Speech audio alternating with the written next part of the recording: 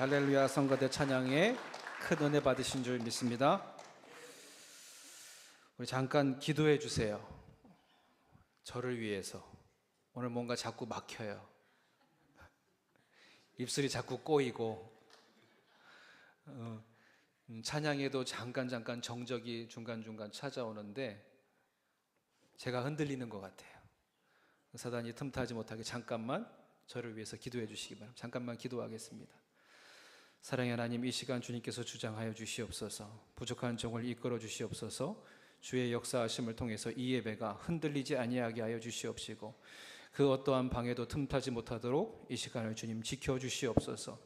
주께서 함께해 주셔서 이 시간에 함께 주시는 은혜와 축복을 잃어버리지 아니하게 어떠한 영적인 방해도 틈타지 못하도록 주께서 이 시간을 지키시고 우리의 마음을 빼앗기지 아니하게 하시고 하나님의 말씀이 오늘 심겨질 때에 그 무엇으로도 빼앗기지 않게 지켜져 내 안에 아버지 심겨지고 열매 맺을 수 있도록 주여 역사하여 주시옵소서. 하나님 함께 하실 것을 믿사오며 예수님의 이름으로 기도드렸습니다.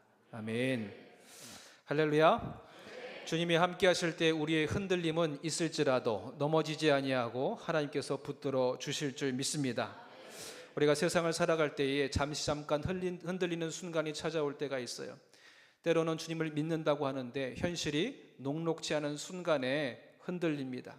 하나님께서 축복 주실 것을 믿는데 그 믿고 나아가는 것 가운데 내가 당장에 먹고 살 길이 막막한 순간에 흔들려요. 언젠가 저희 집이 쫄딱 망했습니다. 망한 그날에 저는 몰랐어요. 그리고 아침에 아버지한테 용돈 좀 달라 그랬더니 오늘은 못 준대요. 에이 치사하다 속으로 생각하고 나가려고 그러는데 안에서 통화하는 소리가 들리는 거예요. 돈 100만 원만 꿔달라고. 그제야 알았습니다. 우리 집이 쫄딱 망했던 사실을. 근데 그 전화하는 사람이 그전에 그토록 우리 집에서 그렇게 잘 도와주고 어려울 때마다 보듬어줬던 그런 사람들인데 돈 없다는 거예요. 돈 100만 원이 없어서 꾸고 있는 아버지의 그 처량한 목소리를 들을 때에 야, 하나님을 위해서 그렇게 헌신했는데 왜 하나님이 이렇게 어렵게 하실까 생각하는 순간 흔들리기 시작하는 거예요. 여러분, 그런데 하나님이 과연 우리에게 복 주지 않아서 우리가 흔들리게 되었을까요? 때로는 무너지는 순간을 보게 되면 하나님이 복 주시지 않아서가 아니라 우리 안에 과도한 욕심, 하나님을 의지하지 아니하고 내 지혜와 힘을 의지했던 연약함으로 무너졌던 것을 보게 됩니다. 저는 바라기는 우리 부함의 모든 권속들이 삶 안에서 풍요로운 삶을 통해서 흔들리지 아니하고 이 모든 것이 주님께서 주신 축복이라 감사하면서 세상의 사람들에게도 나와 함께 하시는 하나님을 자랑할 수 있는 우리 부함의 권속들이 되시기를 주님의 이름으로 축원드립니다. 여러분, 그래서 우리가 행복한 삶을 살아가려고 할 때에 조건이 무엇이냐고 할 때에 건강한 육신과 일상의 삶을 유지하는 데 필요한 물질, 그러니까 돈, 경제적인 축복도 행복의 조건이라고 얘기할 때 아니다라고 말할 수 있는 사람은 없다는 거예요. 돈이란 가치의 척도이기도 하면서 재산을 수량으로 나타내는 정도의 표시이기도 하죠. 그리고 이 가치는 우리가 무언가를 저장하고 필요할 때 바꿀 수 있는 수단이 되는 것이 바로 돈이기도 합니다. 그런데 여러분, 우리가 신앙생활을 하다 보니까 물질은 만모니즘, 물질주의, 또 부자에 대한 안 좋은 인식이 생겨나잖아요. 부자와 나사로, 거지인 나사로는 천국 가고 부자는 천국에 이르지 못한 것을 볼 때 마치 돈은 많은 것을 가지면 안 될 것 같은 그런 부정적인 인식이 우리 안에 있습니다. 그렇다면 우리가 일상에서 뗄래야 뗄 수 없는 이 물질, 돈에 대해서 우리는 어떻게 생각해야 될까요?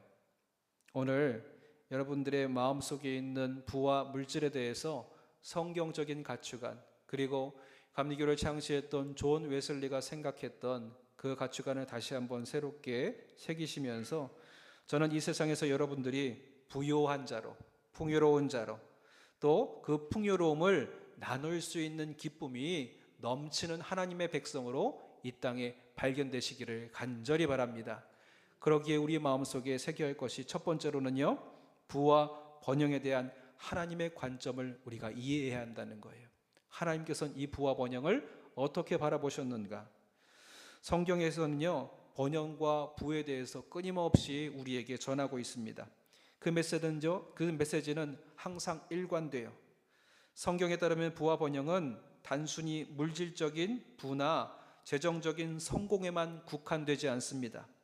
대신 육체적인 건강, 정서적인 웰빙, 관계 및 영적 성장을 포함한 삶의 모든 영역을 가리켜서 하나님은 번영과 부의 축복이라고 말씀하세요. 여러분, 번영에 대한 히브리어 단어 여러분에게 말씀드리면은 이 말에 이런 뜻도 있었어? 그렇게 생각하실 거예요. 번영이라는 말 히브리어 원어로 보니까 이 또한 샬롬입니다. 뭐라고요? 샬롬. 우리가 그러니까 인사할 때에 샬롬하고 축복하고 인사하면 당신의 삶에 단순히 평강이 있기를 바란다고 기원하는 것을 뛰어넘어 그 평강의 기원 속에서는요, 너의 삶에 깨어진 것 없이 균형이 흔들림 없이 모든 삶의 균형을 이루고 풍요로움 속에 근심과 걱정과 염려가 없는 평강과 번영이 있기를 바란다는 축복의 메시지입니다. 여러분, 그러니까 우리가 다시 한번 이 뜻을 헤아리면서 인사해야 되겠죠. 우리 한 번 더 인사해 볼까요? 샬롬, 샬롬. 여러분, 그러니까 우리가 샬롬 인사하는 순간 축복하는 거예요. 당신의 삶이 풍요로워지기를, 당신의 삶이 균형이 깨어지지 않고 그 균형을 온전히 이루어져 가기를. 저도 언젠가 삶의 균형이 깨어졌던 적이 있었습니다. 신학생이 저를 보면서 떠날 때 선물을 주고 갔는데 책 선물했는데 책 선물의 제목이 이거예요. 미치게 바쁜. 그러니까 그 친구가 저를 바라봤을 때 미치게 바쁜 것처럼 보였대요. 그러다가 어느 날 제가 쓰러졌습니다. 그냥 앞에 서 있다가 마치 옛날에 브라운관 화면 전원 꺼지듯이 뿅 하면서 제 앞에 시선이 꺼졌어요. 그리고 나서 순천향병원에서 깨어났을 때에 하나님이 왜 이렇게 나를 쓰러뜨리셨을까 생각하고 나서는 그 신학생이 나한테 줬던 메시지, 그 책의 내용을 다시 한번 읽어봤어요. 삶에 균형이 있어야 된다는 거예요. 뭐 한 가지만이 아니라 일도 중요하고 사랑도 중요하고 영적인 생활도 중요하고 물질도 중요하고 그 균형을 이룰 때에 진정하고 복된 삶이지, 무언가 하나 이루기 위해서 다른 것 다 포기하고 극단적인 삶을 살아갈 때에 우리의 삶의 균형은 무너진다는 거예요. 여러분, 그러기에 오늘 말씀의 끝자락에도 부를 의지한 자는 망하지만 하나님을 의지한 백성은 어떻게 된다고요? 하나님께서 축복해 주신다 말씀하십니다. 여러분, 이 말씀이 하나님께서 주신 진정한 샬롬의 평강이에요. 하나님께서 우리에게 계획하신 부의 역할은요, 하나님께서 우리에게 주시는 축복입니다. 잠언서 10장 22절에 오늘 우리가 읽진 않았지만 거기에 뭐라고 기록되어 있냐면요, 여호와의 복은 사람으로 부하게 하시고 근심을 겸하여 주지 아니하시느니라 그럽니다.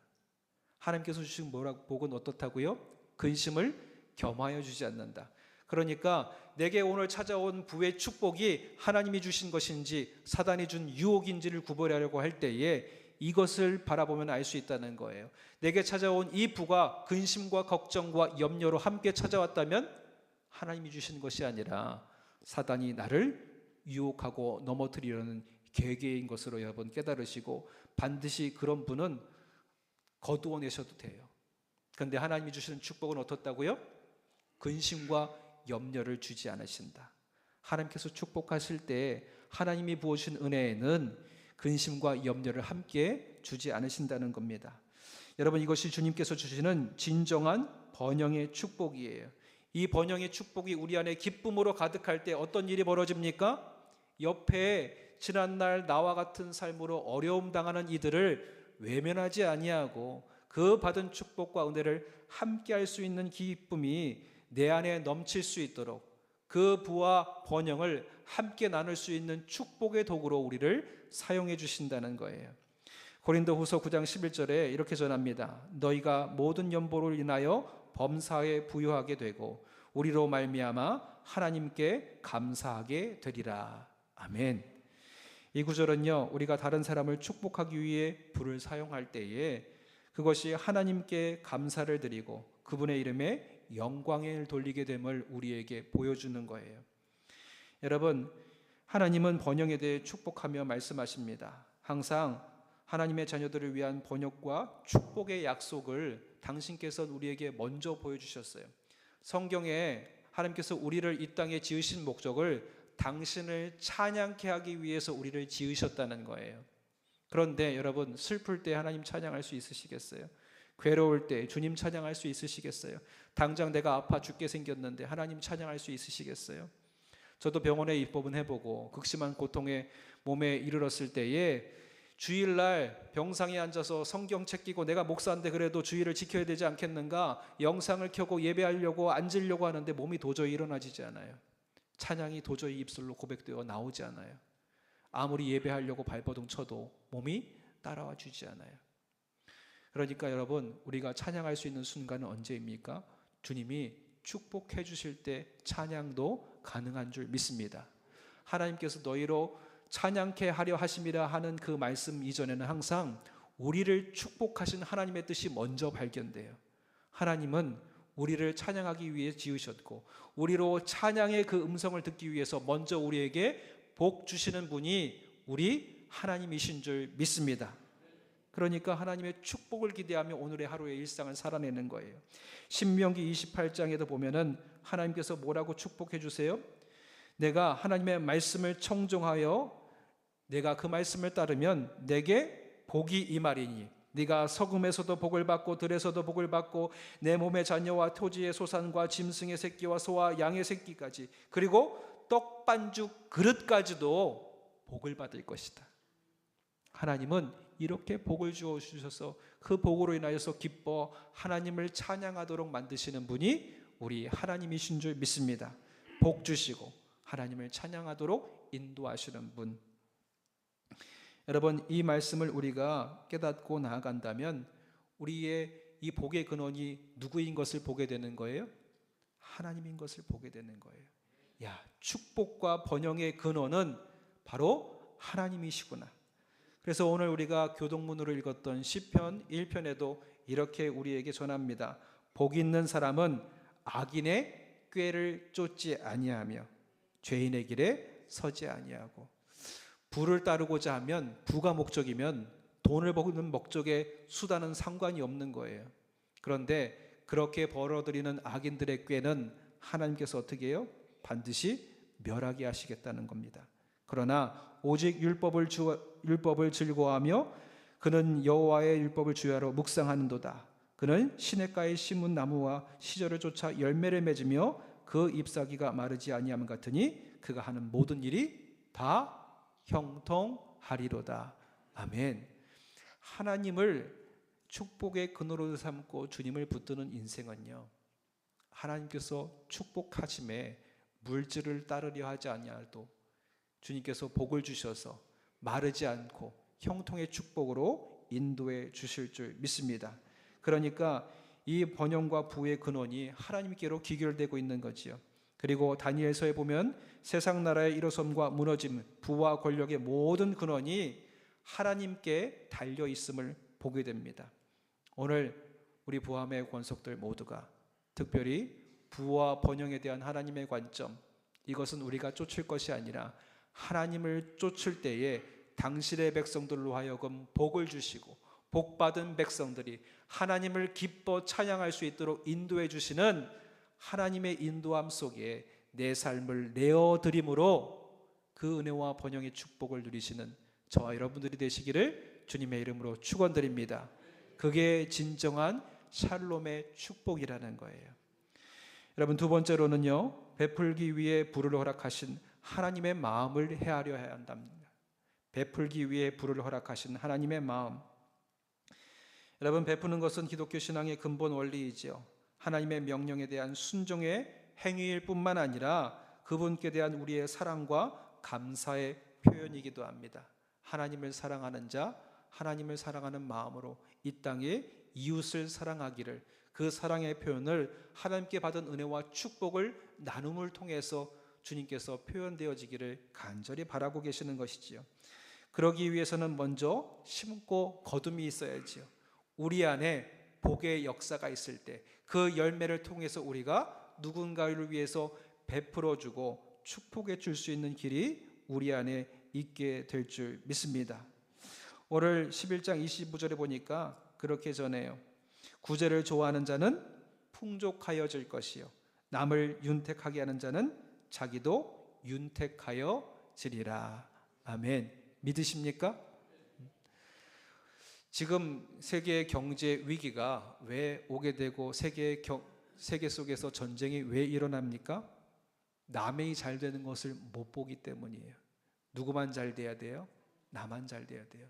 근데 참 아이러니한 것은요, 나만 잘 되기 위해서 전쟁을 일으키고 나만 잘 되기 위해서 관세 장벽을 세우는 이 시기에 이 경제가 더 유동치고 더 어려워지는 것을 보게 됩니다. 하나님께서 말씀하신 진짜 경제와 축복의 논리를 저들은 잘 모르고 있는 거예요.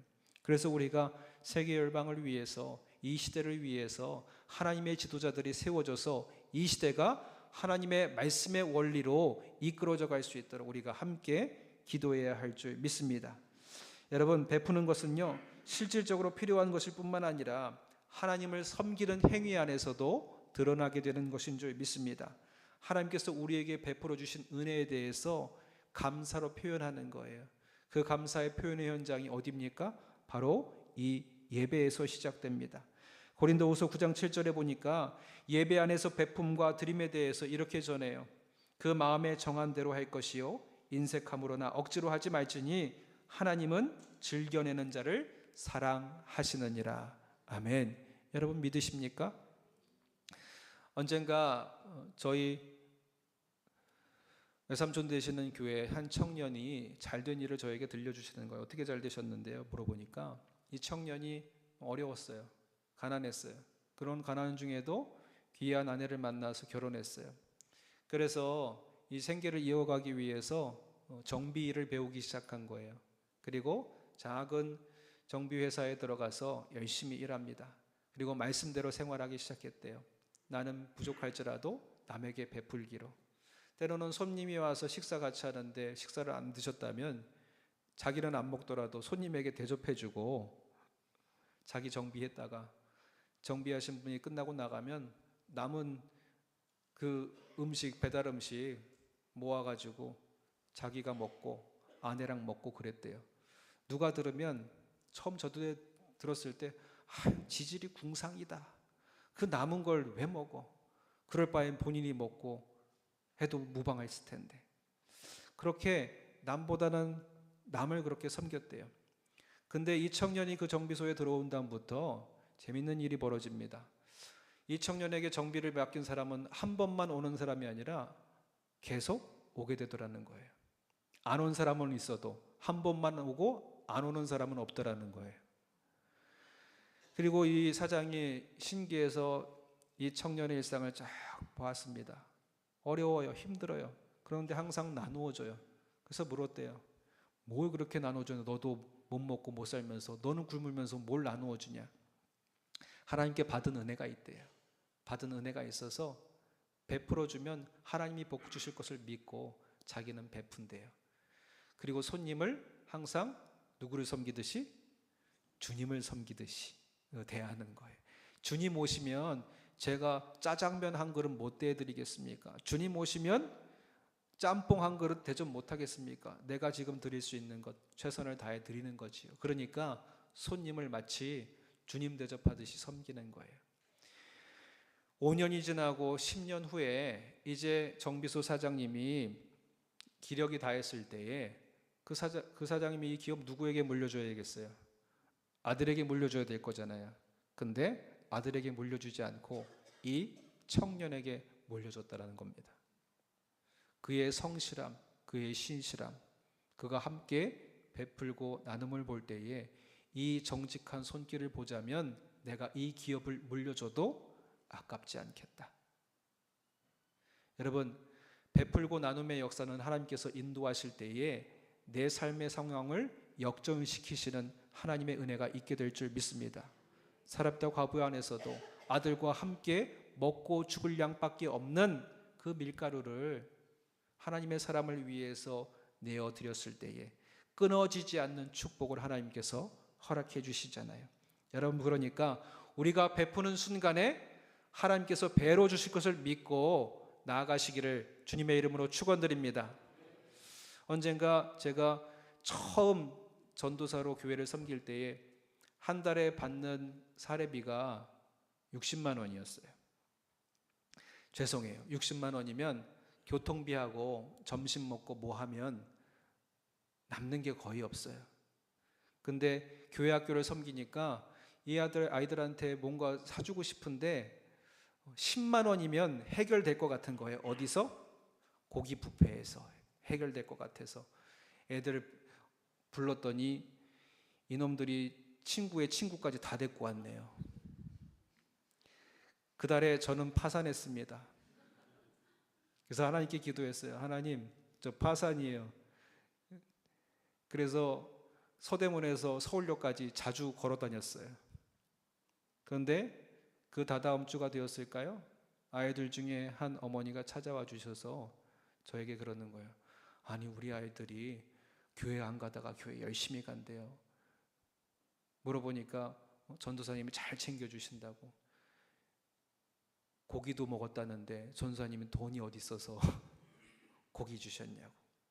봉투에다가 아이들 먹이고 싶을 때 섬겨달라고 딱 넣어주시는 거예요. 그게 채워지니까 파산을 면했습니다. 여러분, 때로는 우리가 남을 섬길 때 예기치 않는 축복의 길을 하나님께서 열어주실 줄 믿습니다. 내가 물질을 따르지 아니하고 하나님을 따를 때에 항상 하나님께서는 우리를 위해서 축복해 주시고 그 축복의 역사로 당신을 찬양케 하시는 분이 우리 하나님이시라는 거예요. 여러분, 이를 위해서 우리가 함께하며 나아가야 할 줄 믿습니다. 존 웨슬리도 이것을 경험했는지 모르겠습니다. 그가 경제에 대해서 세 가지 돈 사용에 대해서 세 가지 원리를 말하는데, 첫 번째는요, 할 수 있는 대로 열심히 벌어라.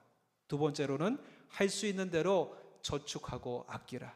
세 번째로는 할 수 있는 대로 많이 나누어 주라. 이게 존 웨슬리가 하나님의 말씀을 섬기며 삶으로 살아내면서 마음속에 새겼던 돈과 경제의 원리였어요. 여러분, 우리가 할 수 있는 대로 많이 벌어야 할 줄 믿습니다. 이 버는 것은 돈이 목적이 아니에요. 하나님께 영광을 돌리고 또 이 영광을 함께 나누기 위함인 줄 믿습니다. 이를 위해서 존 웨슬리는요, 정직한 수단을 향해서 돈을 벌어야 된다고 얘기를 해요. 다른 사람에게 해를 끼치거나 건강을 해치거나 투기와 사기와 밀수와 폭리 등 부당한 방법으로 돈을 버는 것을 단호히 반대했어요. 그리고 특별히 노예 무역을 통해서 타인의 인권을 침해하며 돈과 부를 축적하는 것을 극렬하게 반대했습니다. 하나님이 기뻐하시는 방법을 통해서 물질을 추구할 때에 끊임없는 축복을 하나님께서 우리에게 허락해 주실 줄 믿습니다. 그리고 그 행함에는요, 근면과 성실함으로 행해야 된다는 거예요. 주어진 시간에 재능과 시간을 낭비하지 않고 최선을 다해서 소득을 위해서 역할을 다 감당하는 것. 내가 기업의 오너일지라도, 아니 내가 기업의 오너가 아닐지라도 이 마음으로 행하기를 존 웨슬리는 하나님의 백성들에게 당부합니다. 그리고 영혼을 위해 유익한 일을 위해서 애쓰라고 얘기해요. 모든 돈을 버는 활동이 자신과 타인의 영혼의 유익을 위해서 행해야 된다. 그렇지 않으면 너희들이 쓰는 모든 돈은 차라리 바다에 던져버리는 것이 낫다고 얘기해요. 여러분, 진정한 성공은 무엇일까요? 고용인들과 남에게 폐를 끼치면서까지 많은 부를 축적하는 것이 성공일까요? 이렇게 돈을 버는 자들에게 존 웨슬리는 하나님의 부의 원리를 가지고 경고하는 거예요. 신실하고 근면하게 최선을 다해서 부를 열심히 축적하라. 그리고 너의 삶의 샬롬, 번영의 축복, 균형을 이루라는 겁니다. 그리고 두 번째는 돈을 모으는 단계예요.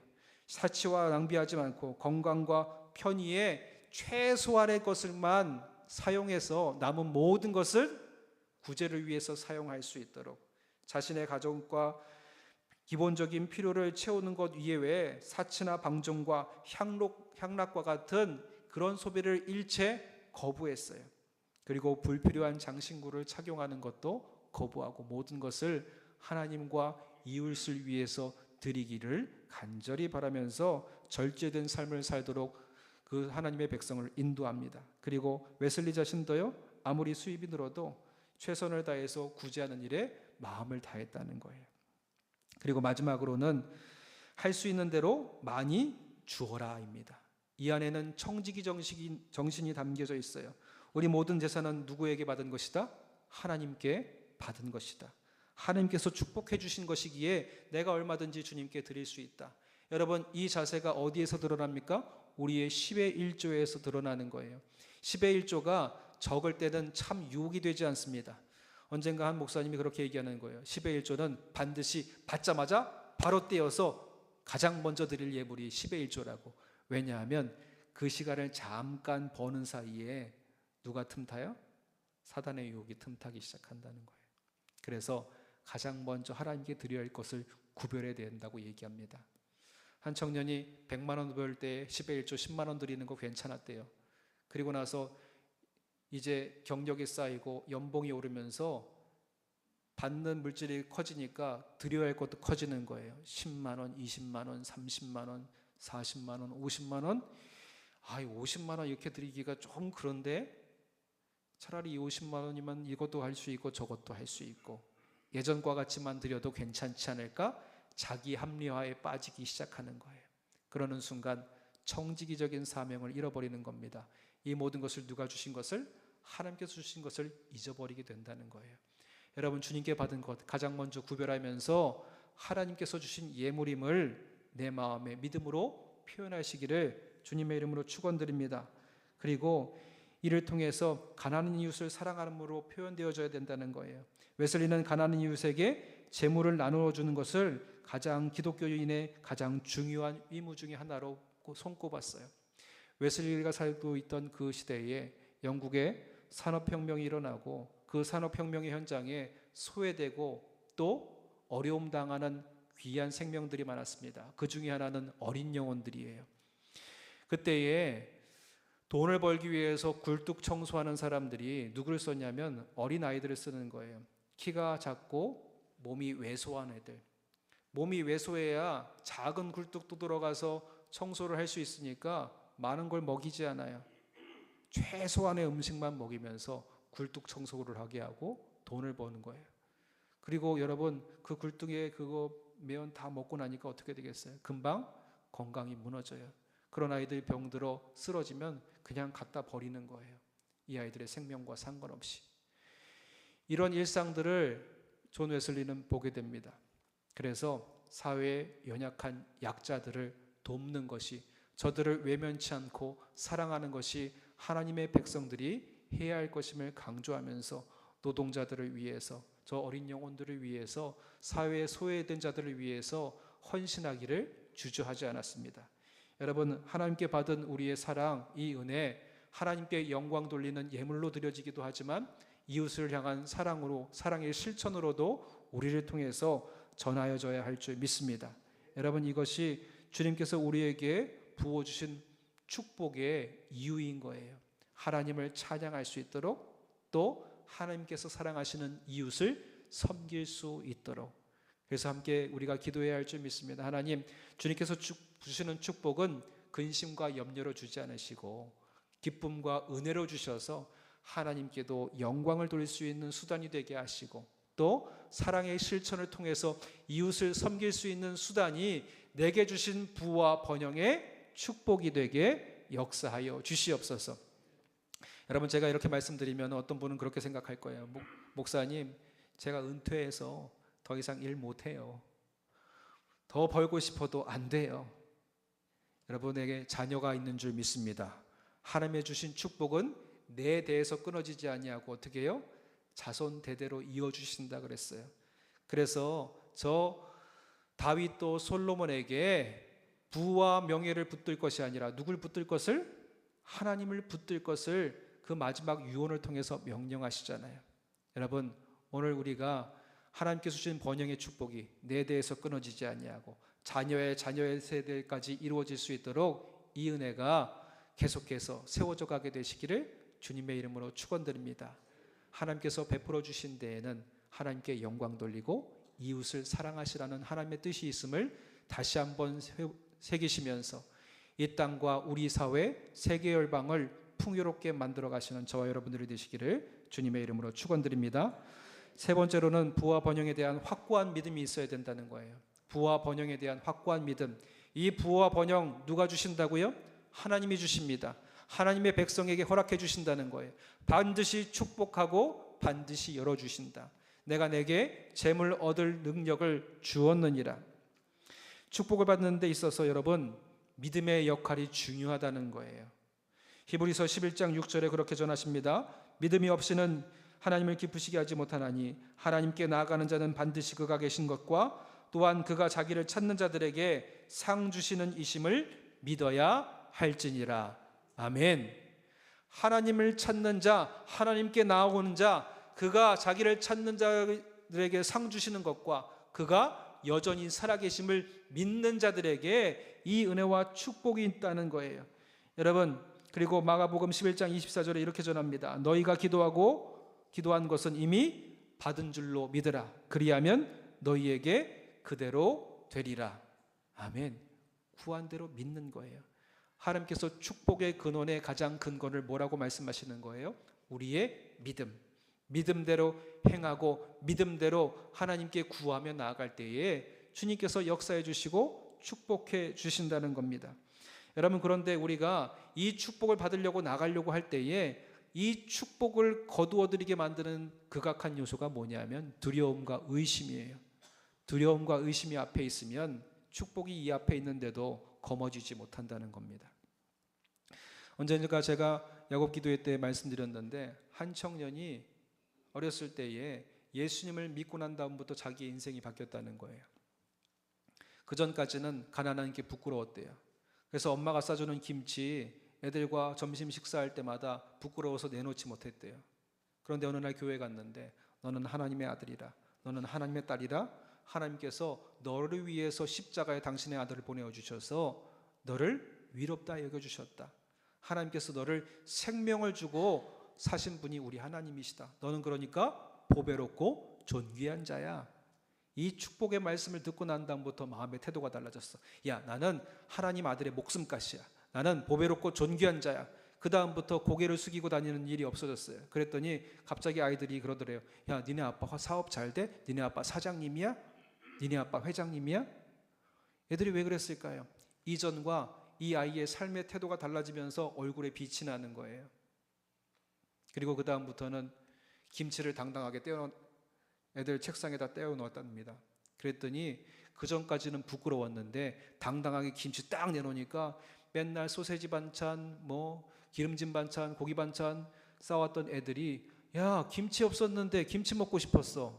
도리어 이 아이의 반찬을 더 환영하더라는 거예요. 그때부터 이 아이의 청년의 마음속에 뭐라고 생각했냐면 하나님께서 나에게 반드시 복 주신다. 내가 이 복을 얻으려면 의심치 않고 내가 행하면 하나님께서 복 주신다는 거예요. 그래서 언젠가 대학에 들어가서 등록금이 모자랄 때에 한 공고를 봤는데 등록금 지원해주는 그런 이벤트에 뭔가 하고 보니까 리서치를 잘 해가지고 제일 좋은 성과를 내면 그 사람에게 장학금 전액을 다 지원해 주겠다는 그런 공고였어요. 근데 보니까 지원 대상은 여자예요. 근데 길이 지금 축복을 받을 수 있는 길이 이것밖에 없어요. 하나님이 내게 복 주신다면 여기에 지원해서라도 하나님이 이 법을 바꿔서라도 내게 복 주실 것이다. 그런 마음으로 면접 현장에 가서 딱 갔더니 보자마자 여기 잘못 알고 온 것 같다고. 여긴 남자 뽑지 않고 여자만 뽑는다고. 그래서 이 청년이 그랬대요. 하나님은 항상 내게 복 주신다. 내가 만약에 이 학생들보다 여자 학생들보다 부족하다면은 여기에 대한 나머지 상급이나 남은 것들 절대 바라지 않겠다. 그러나 내가 이 학생들보다 뛰어난 결과를 낸다면 그때 가서 내게 이 혜택을 주어도 된다. 할 수 있고 도전할 수 있는 기회만 내게 달라. 그래서 면접관들의 그 마음을 얻어가지고 도전하게 돼요. 근데 이 일을 보니까 공사장의 인부들에게 리서치 조사를 하는 거예요. 그래서 여자아이들을 뽑은 이유가 여자아이들이 가면 아무리 우락바락한 아저씨들일지라도 살살 녹아서 잘 써줄 거라고 생각하고 여자들만 뽑은 거죠. 근데 이 청년이 딱 갔던데 공사 현장에 아무도 없어요. 가만히 보니까 컨테이너 박스에 사람들이 다 몰려 있더랍니다. 하는 거 보니까 뭐 하고 있어요? 화투를 치고 있는 거예요. 하나님께서 내게 복 주시기를 원했으니까 이 형장도 나에게 주신 뜻이 있을 거다. 그리고 거기에 가가지고 화투 치는 분들 옆에서 뭐 죄송해요, 저 화투 용어는 잘 모르는데 이거다 저거다 하면서 쌌다 뭐 하면서 막 하는 거예요. 그래가지고 옆에서 거기에서 추임새도 넣어줘가지고 기뻐해주고 또 옆에서 뭐 필요할 때마다 뭐 갖다주고 챙겨주고 그 비 오는 하루 내내 그렇게 옆에서 챙겨줬대요. 그랬더니 한 분이 너 여기 도대체 온 이유가 뭐냐고 묻더래요. 그래서 학교에서 이런 거 조사해야 돼야 된다 그랬다. 근데 오늘 인부들이 없어서 다 텄다 그랬더니 이분이 지금까지 옆에서 챙겨주고 도와준 그 친구의 정성이 계속해서 그러면은 야 내가 여기 책임자인데 우리 공사 현장이 109, 209, 309, 409, 1009, 609 뭐 몇 공구 다 있다는 거예요. 거기에 책임자들한테 이거 보내줘가지고 설문지 받게 할 테니까 걱정하지 마. 그리고 심심할 때면 네 놀러와. 비 올 때면 여기 와서 우리 챙겨달라고. 그래서 리서치를 하고 났는데 그 어떤 여학생들이 했던 것보다도 몇 배 이상의 성과를 내가지고 갖고 온 거예요. 깜짝 놀랐습니다. 기대하지 않았던 이 남학생이 그 성과를 이루고 갖고 온 거예요. 그래서 전액 장학금을 받고 학교 졸업했다는 겁니다. 그리고 나서 책을 써서 전합니다. 하나님은 우리를 축복해 주시길 원하는 사람입니다. 원하시는 분이다. 그래서 내가 의심치 않고 오늘 하루 걸음을 나갈 때 하나님께서 오늘도 반드시 복 주실 것이다 라고 내가 생각하고 믿고 의지하며 나가면 하나님께서는 내 상황과 내 환경도 바꾸어 주셔서 축복해 주시는 분이 우리 하나님이시다라는 겁니다. 여러분 이를 믿으십니까? 여러분 이를 믿으시고 지금의 상황이 어떤 것과 상관없이 복 주실 것을 믿고 믿음으로 선포하며 세상을 향해 나아가게 되시기를 주님의 이름으로 축원드립니다. 그러면 주님께서 우리에게 복 주신다는 거예요. 야고보서 1장 6절에 우리에게 이렇게 전하십니다. 오직 믿음으로 구하고 조금 더 의심하지 말라. 의심하는 자는 마치 바람에 밀려 요동하는 바다 물결 같으니라. 여러분 의심이 생기는 순간 하나님의 축복 자리에서 떠밀려가서 축복으로부터 멀어가지는 인생이 되지만 믿고 의지하며 나아갈 때에 하나님께서 우리를 붙드시는 하나님의 강한 당신의 팔을 우리가 경험하게 될 줄 믿습니다. 그래서 주님께서 이사야 41장에 우리에게 말씀하시는 거예요. 위심 가운데 두려움 가운데 떠밀려가는 인생들에게 두려워하지 말라. 내가 너와 함께함이라. 놀라지 말라. 나는 내 하나님이 됨이라. 내가 너를 굳세게 하리라. 참으로 너를 도와주리라. 내가 나의 위로운 오른손으로 너를 붙들리라. 그 하나님을 의지할 때에 내가 감당할 수 없는 이 상황을 하나님께서 감당해 주시면서 우리를 붙들어 주시고 축복해 주실 줄 믿습니다. 그래서 우리가 하나님을 믿고 나아가면 하나님은 우리의 마음속에 항상 은혜와 축복을 주신다 말씀하십니다. 우리의 계획과 소망을 그분의 뜻에 맡기며 나아가는 거예요. 그분을 신뢰하며 나아가는 겁니다. 잠언서 3장 5절에 그 신뢰하며 맡기며 나가는 인생들에게 이렇게 축복하지요. 너는 마음을 다하여 여호와를 신뢰하고 의지하라. 너는 범사에 그를 인정하라. 그리하면 내 길을 지도하시리라. 아멘. 길이 보이지 않는 곳에 하나님을 의지하고 나갈 때에 길을 내어주시는 하나님. 그 하나님의 역사가 출애굽의 역사 가운데 있었잖아요. 그래서 성경의 시편 곳곳에 어려움을 당한 이들에게 하나님의 뜨겁고 기이한 사랑을 기억하라 그래요.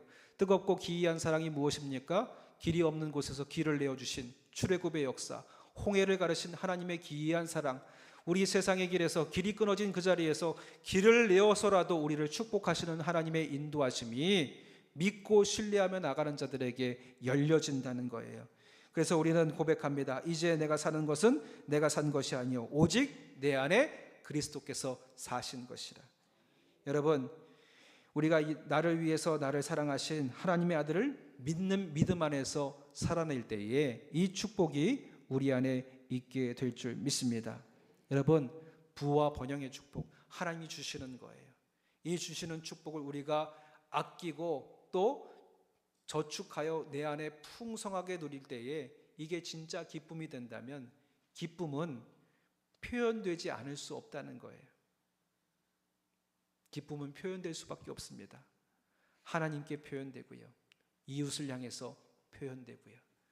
여러분, 그래서 이 축복이 하나님을 통해서 여러분의 삶을 윤택하게 하시고 또 그래서 이것이 기쁨이 되어 주변들에게 다시 하나님께 영광을 돌리는 귀한 도구로 또 이웃을 향한 사랑의 실천의 도구로 쓰여 하나님께 기쁨이 되시는 저와 여러분들이 되시기를 주님의 이름으로 축원드립니다.